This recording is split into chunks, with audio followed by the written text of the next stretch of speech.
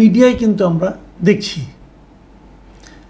খবরটাকে মিডিয়াগুলো কেন এতটা গুরুত্ব দিচ্ছে না, অথবা সরকারের দিক থেকে এই ব্যাপারে কেন কোনো প্রতিক্রিয়া অথবা তাদের তৎপরতা লক্ষ্য করছি না, এটা ভেবে আমি আসলে একটু বিস্মিত হচ্ছি। খবরটা হলো, মালয়েশিয়াতে বাংলাদেশের ৩৬ জন প্রবাসীকে আটক করা হয়েছে এবং তাদের বিরুদ্ধে জঙ্গি তৎপরতার অভিযোগ। বলা হচ্ছে তারা ওখানে বসে বিভিন্ন প্রবাসী বাংলাদেশিদের কাছ থেকে অর্থ সংগ্রহ করছে এবং সেই অর্থ সংগ্রহ করে সেই অর্থ তারা জঙ্গি সংগঠন গড়ে তোলার জন্য সিরিয়ায় পাঠাচ্ছে, বাংলাদেশে পাঠাচ্ছে। কী সংগঠন? আইএস। যে আইএস নিয়ে এত আলোচনা সারা দুনিয়ায়, সেই আইএস সংগঠন গড়ে তোলার জন্য তারা বাংলাদেশেও টাকা পাঠাচ্ছে এবং সিরিয়াতেও পাঠাচ্ছে। এবং ওদের যে পুলিশ মহাপরিদর্শক মানে আইজিপি, তার নাম হলো তান সেরি মোহাম্মদ খালিদ ইসমাইল। উনি জানিয়েছেন যে এই গোষ্ঠী প্রতি সদস্যের কাছ থেকে বার্ষিক 500 রিঙ্গিত করে সদস্য ফি আদায় করত, পাশাপাশি সদস্যদের আর্থিক সামর্থ্য অনুযায়ী স্বেচ্ছায় অতিরিক্ত চাঁদাও নিত। প্রাথমিক তদন্তে জানা গেছে এই গোষ্ঠীর সদস্য সংখ্যা ছিল আনুমানিক 100 থেকে 150 জন, যাদের সবাই বাংলাদেশি এবং মালয়েশিয়ার বিভিন্ন কারখানা, নির্মাণস্থল ও পেট্রোল স্টেশনে শ্রমিক হিসাবে কাজ করতেন। খেয়াল করুন, এই গোষ্ঠীর সবাই কারা? সবাই বাংলাদেশি।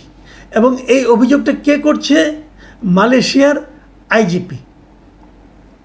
এখন এই যে এই অভিযোগটাকে আপনি কিভাবে নেবেন? দেখেন, এটা কিন্তু হঠাৎ করে পাওয়া যায়নি। তারা 3 ধাপে ধীরে ধীরে অভিযান চালিয়ে এদেরকে ধরেছে। প্রথম ধাপে 28শে এপ্রিল তারা সেলেঙ্গরে 6 জনকে গ্রেপ্তার করে।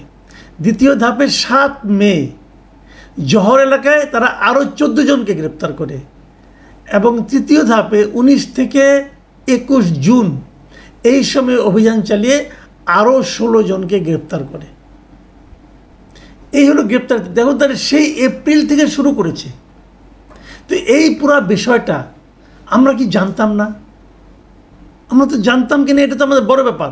যদি না জেনে থাকি, এটা তো আমাদের একটা বড় কূটনৈতিক ব্যর্থতা।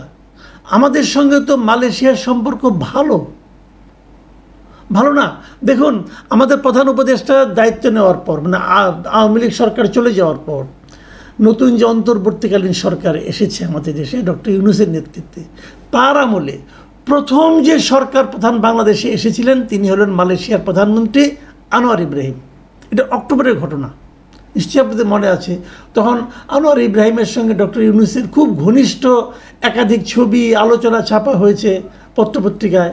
এবং বাংলাদেশ থেকে তারা কত শ্রমিক নেবে, আরও অনেক শ্রমিক নেবে, মানে মালয়েশিয়ার শ্রমবাজার আমাদের জন্য আরও বড় হবে, এই ধরনের সম্ভাবনার কথাও কিন্তু তখন বলা হয়েছে। এবং ওটা দেখে যেভাবে তারা ছবি তুলেছে, কথা বলেছে, এতে মনে হয়েছে এই দুই নেতার মধ্যে পারস্পরিক সম্পর্ক খুবই ভালো। তারপর আমরা দেখলাম ডক্টর ইউনূস যখন জাপান গেলেন, তখনও কিন্তু এখানে মালয়েশিয়ার সাবেক প্রধানমন্ত্রী মাহাথির মোহাম্মদের সঙ্গে ওনার দীর্ঘ আলোচনা হয়েছে, কথা হয়েছে, এবং সেটাও খুব সৌহার্দ্যপূর্ণ পরিবেশে হয়েছে। তার মানে মালয়েশিয়ার সঙ্গে আমাদের সম্পর্ক ভালো। তো আমাদের সম্পর্ক ভালো হওয়ার পরেও আমরা কেন এই 36 জনের আটকের বিষয়টাকে ভালোভাবে হ্যান্ডেল করতে পারলাম না? এখন আপনি যদি বলবেন ভালোভাবে হ্যান্ডেল করা মানে কি মিন করছো তুমি? হ্যাঁ, আমি একটা কথা ভাবুন আগে। একটা কথা, সেটা হলো যে আমাদের 36 জন লোককে তারা আটক করলো এই অভিযোগে যে তারা জঙ্গি তৎপরতা চালাচ্ছে ওখানে বসে। এই ইনফরমেশনটা, এই ঘটনাটা মালয়েশিয়ার যে আমাদের শ্রমবাজার আছে তার উপর কি কোনো নেগেটিভ ইম্প্যাক্ট ফেলবে না? কেবল মালয়েশিয়া নয়, আমি তো বলবো এই একটা ঘটনা পুরো মধ্যপ্রাচ্যে অথবা এশিয়া এবং মধ্যপ্রাচ্যের যে মুসলিম বাজারটা আছে, মুসলিম দেশগুলি যেটা আছে, ইউএই ধরেন, সৌদি আরব, বাহরাইন, কাতার, কুয়েত, এই সমস্ত দেশের মধ্যেই কিন্তু একটা নেতিবাচক প্রভাব ফেলবে। তো এটা আমরা ফেলতে দিচ্ছি কেন? আমরা কি এই জিনিসটা চিন্তা করতে পারতাম না একবার, যে এই যে 36 জন আসলে কি তারা জঙ্গি? আসলেই কি তারা এরকম মারাত্মক কীভাবে হলো? তারা বাংলাদেশে তো এদের কোনো কর্মকাণ্ড নাই এখন, আমরা জানি বাংলাদেশের জঙ্গি তৎপরতা সেভাবে নেই, নাকি এখানে নতুন করে গড়ে উঠছে? এগুলো কিন্তু ভাবনার বিষয়। তো এরা কারা? এরা তো আমাদের দেশেরই নাগরিক, আমাদের এখানকারই নাগরিক, তারা আমাদেরই কারো ভাই, কারো ছেলে, কারো ভাতিজা। এরা হঠাৎ করে জঙ্গি হয়ে গেল কিভাবে? কার প্রভাবে এটা হলো? এটা আমরা কি খোঁজ করতে পারতাম না? অথবা এরা কি কোনো ট্র্যাপে পড়ে যায়নি তো? কেউ এদের দেখেন, ওরা বলেছে যে বিভিন্ন সোশ্যাল মিডিয়ার মাধ্যমে, হোয়াটসঅ্যাপ, তারপর মেসেঞ্জার, এই সমস্ত মাধ্যমে তারা যোগাযোগ করতো এবং বিভিন্ন ওয়ালেটের মাধ্যমে টাকা পয়সা তারা লেনদেন করতো। তো এদেরকে কারা প্ররোচিত করেছে? আমরা তো খোঁজ দিতে পারতাম। এমনও তো হতে পারে যে অন্য কোনো দেশ যারা এই রিজিয়নে শ্রমবাজারে বাংলাদেশের প্রতিদ্বন্দ্বী, কিংবা তারা বাংলাদেশের উপস্থিতিকে সহ্য করতে পারছে না, তারা যে এই কাজটা করেনি, তারা যেভাবে এদেরকে নানা রকমভাবে ফাঁদে ফেলেনি, সেটাই বা কে জানে? আমরা কি সেটাও খুঁজে দেখার চেষ্টা করেছি? করিনি। আমাদের ভূমিকাটা আসলে কী ছিল বলেন তো? এই যে 36 জনের খবর আমরা পেলাম, এই পাওয়ার পর বাংলাদেশ সরকারের ভূমিকাটা কী ছিল? আপনারা তাদের কোনোরকম কোনো পদক্ষেপ নিতে দেখেছেন? আমি তো খেয়াল করিনি। কেন পদক্ষেপ নিল না? কেন ডক্টর ইউনূস কি আনোয়ার ইব্রাহিমের সঙ্গে ব্যক্তিগত পর্যায়ে কথা বলতে পারতেন না? বলতে পারতেন না এই জিনিসটাকে আগেই এক্সপোজ না করে, আগেই এত প্রকাশ না করে আমাদের হাতে হস্তান্তর করুন, আমরা চেক করে দেখি আসলে ঘটনাটা কি? নানাভাবেই নানা রকম ব্যবস্থা নেওয়া যেত। চুপ করে থাকার কারণে যা হয়েছে তার চেয়ে তো ভালো কিছু হতো, কিন্তু সেটা করার উদ্যোগ আমরা কারোর মধ্যে দেখলাম না। কেন দেখলাম না? তারা কি এই দেশের এই লোকগুলো, এই যে 36 জন মানুষ বাংলাদেশের, এদের দায়িত্ব নেবেন না? এদের অনেকে তো না বুঝেই এই কাজটা করেছে।